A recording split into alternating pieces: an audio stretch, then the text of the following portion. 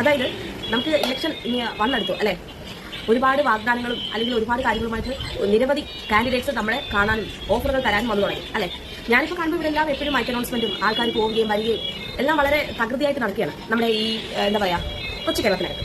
അപ്പോൾ ഈ കാൻഡിഡേറ്റ്സിനോടെല്ലാം എനിക്ക് പറയാനുള്ള കാര്യം, നിങ്ങൾ എല്ലാ പ്രാവശ്യവും വന്നിട്ട് ഇതുപോലെ വാഗ്ദാനങ്ങൾ തന്ന് അല്ലെങ്കിൽ ഞങ്ങൾക്ക് അങ്ങനെ ചെയ്യാം ഇങ്ങനെ ചെയ്യാം എന്ന് നിങ്ങൾ പറഞ്ഞു തരേണ്ട കാര്യമില്ല. കാരണം വേറൊന്നുമല്ല, നിങ്ങളുടെ കൃത്യമായ നല്ല ഭരണാധികാരമോ അല്ലെങ്കിൽ നിങ്ങൾ ചെയ്യുന്ന ഡെവലപ്മെന്റ് നമ്മുടെ നാടുകൾക്കുണ്ടാകുന്ന മാറ്റങ്ങൾ അല്ലെങ്കിൽ സാധാരണക്കാർക്ക് സംഭവിക്കുന്ന നേടിയെടുക്കാൻ പറ്റുന്ന കാര്യങ്ങൾ ഇതൊക്കെ സംഭവിച്ചാൽ നിങ്ങൾ വാഗ്ദാനം തരേണ്ട കാര്യങ്ങളാണ്. കോൺഫിഡൻറ്റോടുകൂടി നിങ്ങൾക്ക് നിൽക്കാൻ പറ്റും, ഞങ്ങൾ നിങ്ങളുടെ കൂടെ ഉണ്ടാകും.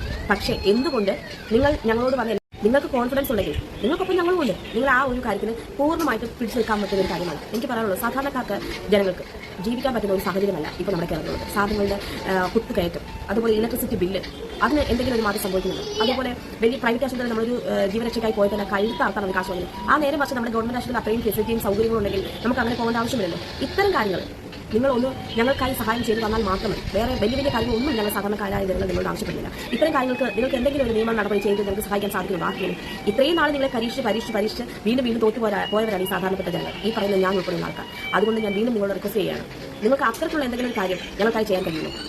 ഇത്രയും കാര്യങ്ങൾ തന്നെ ചെയ്യുമ്പോൾ തന്നെ നമ്മുടെ നാട് പകുതി വരെ രക്ഷപ്പെടും. ഗവൺമെന്റ് ആശുപത്രിയിലെ കാര്യം പറഞ്ഞാൽ പേഴ്സണായിട്ട് ഞാൻ അനുഭവിച്ചാണ്. അവിടെ ചെല്ലുമ്പോൾ ഓരോ സ്റ്റാഫ് നേഴ്സുമാരുടെ ഭാഗത്ത് തന്നെ വളരെ നീതിപരമായിട്ട് ഒരു ഇടപെടലാണോ നമ്മളോട് ഉണ്ടാവുക? ഉണ്ടായില്ല. ഗവൺമെന്റ് ആശുപത്രി എന്നാൽ ഓരോ കാര്യത്തിൽ ഇന്ന അറ്റത്ത് അങ്ങേ അറ്റം വരെ ഓടണം, ഓരോ കാര്യങ്ങൾക്ക് ഓടി തളരുന്നല്ലാതെ എന്തെങ്കിലും മാറ്റം ഉണ്ടാവും. അപ്പോൾ ഞങ്ങൾക്ക് ബസ്സിലുള്ള സൗജന്യ യാത്ര, സ്ത്രീകൾക്ക് സൗജന്യ യാത്ര ബസ്, സ്ത്രീകൾക്ക് മാത്രമല്ല ആണുങ്ങൾക്കും പെണ്ണുങ്ങൾക്കും തുല്യ രീതിയിൽ തുല്യ ന്യായമാണ്. അപ്പോൾ പ്രായമായ ഒരുപാട് അച്ഛന്മാർ വരുന്നല്ലോ, അവർക്ക് എന്തുകൊണ്ട് കൊടുക്കുന്നില്ല? അവർക്കും കൊടുക്കും. ഞങ്ങൾക്ക് സൗജന്യ യാത്രയും കാര്യങ്ങളൊന്നും ആവശ്യം. ഇതേപോലുള്ള വലിയ വലിയ കാര്യങ്ങൾക്ക് ഒരു നീക്കുപോക്കാണ് ആവശ്യം. അത് തന്നാൽ മാത്രം മതി. അതുമല്ല നിങ്ങൾ എല്ലാ പ്രാവശ്യം വന്ന് വാഗ്ദാനങ്ങൾ നീട്ടി നിങ്ങൾ അല്ലെങ്കിൽ കോർട്ടിനായിട്ട് കെഞ്ചണ്ട. നിങ്ങൾ കോൺഫിഡൻറ്റോടുകൂടി നിൽക്കാൻ പറ്റും. ഞങ്ങൾ ഇത്രയും കാര്യങ്ങൾ ഞങ്ങൾ ഞങ്ങളുടെ നാട്ടിൽ ചെയ്തിട്ടുണ്ട്. അതുകൊണ്ട് തന്നെ ഞങ്ങൾക്ക് പേടിക്കുന്നതല്ല, ഞങ്ങൾ ജയിക്കും എന്ന് ഉറപ്പോടെ പറയാൻ സാധിക്കും. നന്നായി.